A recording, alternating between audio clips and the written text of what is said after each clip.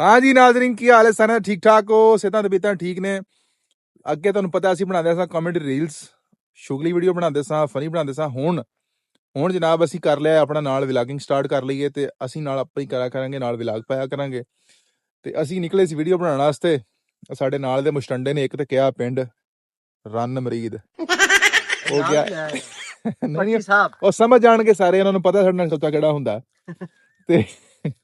ਲਓ ਜੀ ਇਹ ਸਾਡੇ ਨਾਲ ਦੇ ਬਜਿੰਦੇ ਨੇ ਇਹ ਸਾਡਾ ਨਵਾਂ ਕੈਮਰਾਮੈਨ ਐਡ ਕੀਤਾ ਸੀ ਭਤੀਜਾ ਸਾਡਾ ਇਹਨੂੰ ਹੀ ਐਡ ਕਰ ਲਿਆ ਵਿੱਚ ਇਹਨੂੰ ਕੈਮਰਾਮੈਨ ਦੇ ਤੌਰ ਤੇ ਯਾਰ ਕੋਈ ਨਾ ਫਿਲਟਰ ਫੋਟੋ ਲਾ ਦੇ ਵੀ ਸਾਡੀ ਸ਼ਕਲਾਂ ਸੋਹਣੀਆਂ ਆਉਣ ਤੇ ਸੋਹਣੇ ਕੋਈ ਨਹੀਂ ਅਸੀਂ ਸਾਲਿਆ ਮੈਨੂੰ ਇਹ ਦੱਸੋ ਕਿਹੜੇ ਮੈਂ ਹਮਾਮ ਖੋਲਿਆ ਤੂੰ ਚਿੱਟਾ ਕਰਦਾ ਮੈਂ ਜਿਹੜੀਆਂ ਸਾਡੀ ਸ਼ਕਲਾਂ ਰੱਬ ਨੇ ਬਣਾਈਆਂ ਲਾਨਤ ਤੇ ਰੱਬੋਂ ਪਈ ਹੁਣ ਮੇਰਾ ਕੀ ਕਸੂਰ ਇਹਦੇ ਚ ਦੱਸ ਨਹੀਂ ਮਾੜਾ ਮੋਟਾ ਕੋਈ ਫੰਕਸ਼ਨ ਫੁਕਸ਼ਨ ਲਾ ਦਿਆ ਕਰ ਸਾਨੂੰ ਕੀ ਪਤਾ ਉਹ ਫੰਕਸ਼ਨ ਲਾ ਦਿਆ ਕਰਾਂ ਫੰਕਸ਼ਨ ਲਾਉਣ ਨੂੰ ਸਾਲਿਆ ਮੈਂ ਖੁਸਰਾ ਵਾਂ ਤੇ ਭਾਈਜਾਨ ਅਸੀਂ ਤਿਆਰ ਕਰ ਰਹੇ ਹਾਂ ਮੌਤ ਦੇ ਖੂਹ ਤੇ ਇਸ ਨੂੰ ਨਚਾਣਾ ਵਾ ਵੇਖੋ ਜੀ ਵਾਲ ਛਾਲੇ ਹੋਏ ਇਸ ਤੋਂ ਕਹਿ ਰਿਹਾ ਕਿ ਕੋਈ ਚਿੱਟਾ ਖਾਨ ਕਰ ਦੇ ਨਹੀਂ ਇਨਸ਼ਾਅੱਲਾ ਜ਼ਾਕ ਸ਼ੁਰੂ ਹੁੰਦਾ ਰਹੇਗਾ ਲੇਕਿਨ ਸਾਡਾ ਲੋਕ ਆਂਦੇ ਰਹਿਣਗੇ ਹੁਣ ਤੇ ਸਾਨੂੰ ਇੱਥੇ ਵੀ ਸਪੋਰਟ ਥੋੜੀ ਕਰਨੀ ਹੈ ਸਾਰੇ ਭਰਾਵਾਂ ਨੇ ਤੇ ਜੁਮੇ ਨੂੰ ਅਸੀਂ ਫ੍ਰੀ ਹੁੰਨੇ ਆ ਤੇ ਜਿਸ ਭਾਈ ਨੇ ਮਿਲਣਾ ਹੋਵੇ ਜਾਂ ਸਾਡੇ ਨਾਲ ਵੀਡੀਓ ਸ਼ੂਟ ਬਣਾਣੀ ਹੋਵੇ ਉਹ ਰਹਿਣ ਦੇ ਮਿਲਣਾ ਹੋਵੇ ਏਡਾ ਤੂੰ ਅਲੀ ਫੇਮਸ ਹੋਇਆ ਨਹੀਂ ਹੈਗਾ ਵੱਡਾ ਸਟਾਰ ਤੂੰ ਰਹਿ ਜਾ ਕੇ ਤੇ ਤੈਨੂੰ ਦੱਸਣ ਡਿਆ ਮੈਂ ਫੇਮਸ ਯਾਰ ਵੇਖੋ ਇੱਕ ਮਿੰਟ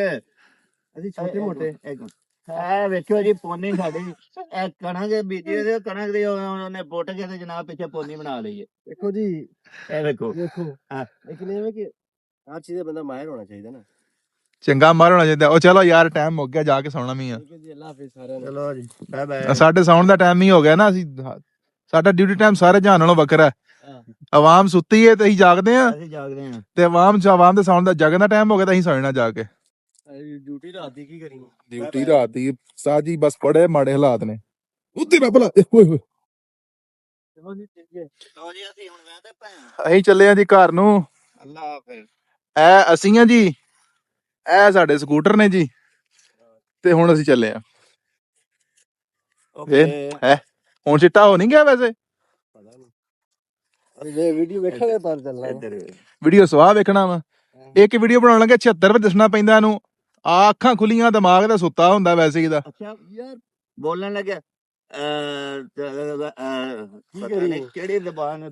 ਚੰਗਾ ਦੋਸਤੋ ਅੱਲਾ ਸੋਹਣੇ ਦੇ ਹਵਾਲੇ ਅਸੀਂ ਹੁਣ ਲੱਗੇ ਸਕੂਟਰਾਂ ਤੇ ਬਹਿਣ ਚਲਿਏ ਘਰੋਂ ਘਰੀ ਗਰਮੀ ਬਹੁਤ ਹੋ ਗਈ